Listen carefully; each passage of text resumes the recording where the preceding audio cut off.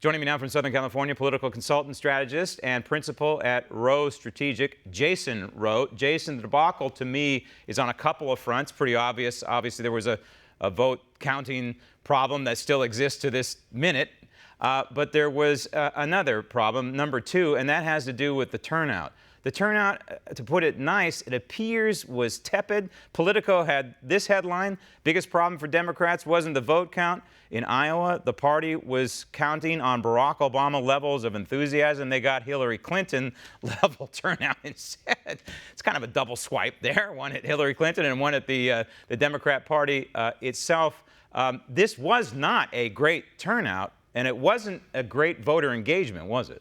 No, it was not, and I think that's one of the things conventional wisdom has said for some time, that Democratic turnout was going to be through the roof. Looking back at 2018, Democratic turnout certainly was higher than expected in a midterm election.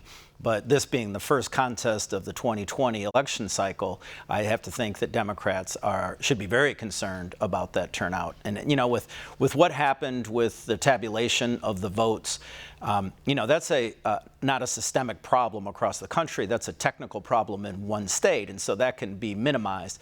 But the turnout is an indication of something that we're going to probably see in the other states. And if what happened in Iowa repeats itself in New Hampshire and South Carolina, I think that's going to change turnout models and voting predictions, not just for the presidential race, but I think in elections across the country. Right, and how it translates into Election Day in November, that's obviously the big question here. At this moment, we have what I would call co-winners, at least in terms of delegates. It's Pete Buttigieg at 71% reporting, just over 26%, Bernie Sanders over 25%, Elizabeth Warren over 18%, Joe Biden just over 15%, Amy Klobuchar just over 12%.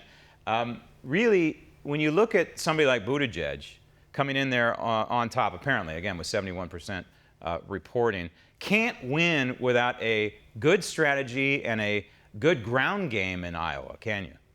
Well, that's what Iowa is. It's about ground game. It's testing, I think, what the campaign's infrastructure and enthusiasm and ability to mobilize and turn their voters out. I think, Joe Biden is the big loser in Iowa. For most of the campaign, he was leading in polls until recent weeks. But I don't think that his campaign ever has made a compelling reason as to why him. I mean, obviously, he's the most experienced candidate as two-term vice president, Senate Foreign Relations chairman, and a longtime United States senator. I would say he's probably the most prepared to do the job.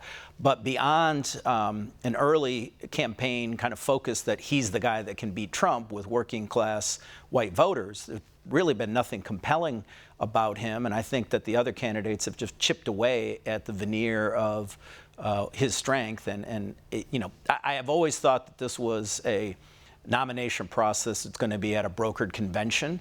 I think what happened in Iowa increases the likelihood. Biden is counting on South Carolina as his firewall.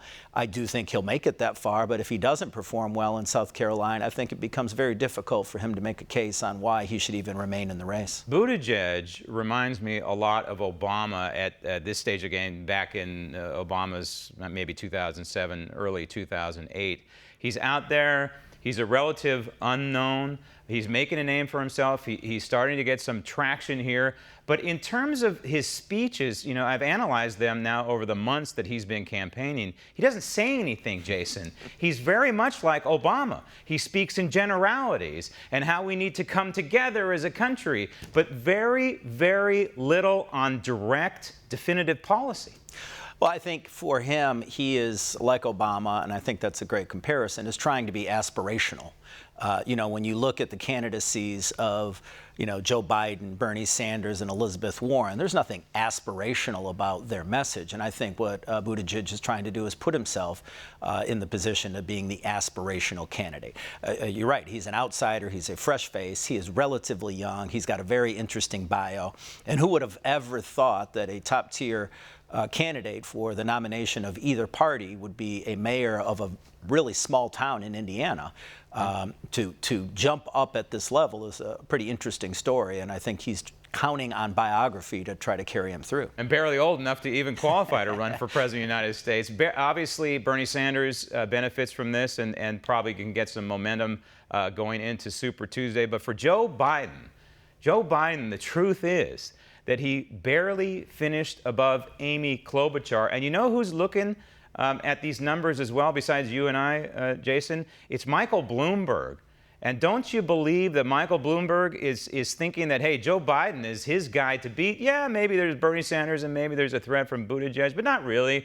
And so Bloomberg, it seems to me, has got a shot to capitalize on this. No, I think you're exactly right. I mean, listen, for people that are looking for, someone that they think can go toe-to-toe with Trump in a national election, Biden and Bloomberg really are the heavyweights by that measure. But I also think those looking for a quote-unquote centrist, which is a very relative term when talking about this crowd, Joe Biden has been posturing as the centrist, and Bloomberg, I would arguably say, probably is a little more closest to a real centrist. So for that center, kind of moderate space, what's left of it in the Democratic Party, and the ability to appeal to non-Democratic independents that might, lean left, I think this is good news for Bloomberg, but Bloomberg's also spent significantly more money than all the candidates combined up to date, and he will continue to spend. And while they have to go grind in every state and they've got to go raise money to sustain their campaigns, Bloomberg can kind of sit back and be in every state, saturating every media market with his message. And so I don't think we're going to see him, if he's strong, materialize early, but I do think as this process proceeds and his message continues to bang away, I think you're going to start seeing him place in the top tier of candidates. And the reality is for Joe Biden and his campaign, he could be knocked out of the race, effectively knocked out of the race before spring training even begins in 2020. Jason, thanks. No, I think you're absolutely right. Want to see more videos like this? Click on the link below and subscribe to One America News on YouTube, and call your cable provider and kindly demand that One America News is added to your lineup. Call and subscribe today.